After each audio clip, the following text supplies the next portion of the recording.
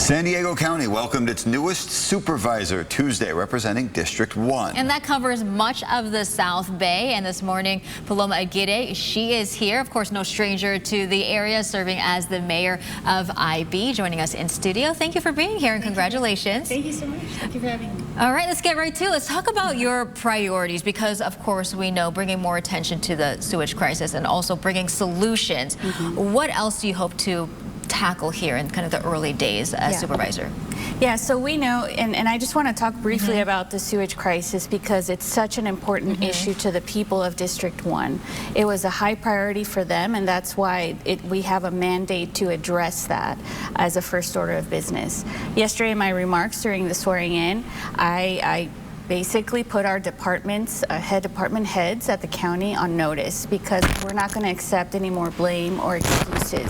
The county has the responsibility as the top health agency of the land to make sure that people are being protected, especially when it comes to their health.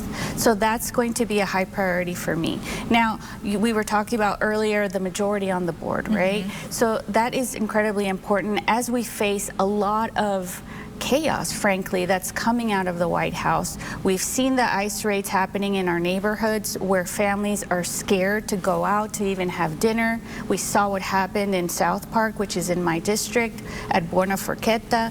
And we need to make sure that we push back on those policies because we're not seeing due process. So I was very proud to support the chair, Tara Lawson-Remer's initiative yesterday to develop a training program for small businesses so they know their rights and have the tools when these types of incidents happen. One of the top issues that people talked about during the election was also cost of living. It's in San Diego, it seems to be getting higher. What can the board do and what do you hope to guide the board towards with your new seat to try and make sure that housing, groceries, all the things that people talk about don't keep going up? Exactly. So that was one of my platform top priorities, right? Cost of living. I knocked on thousands of doors personally, and we heard over and over and over families struggling to put food on their table, keep a roof over their head.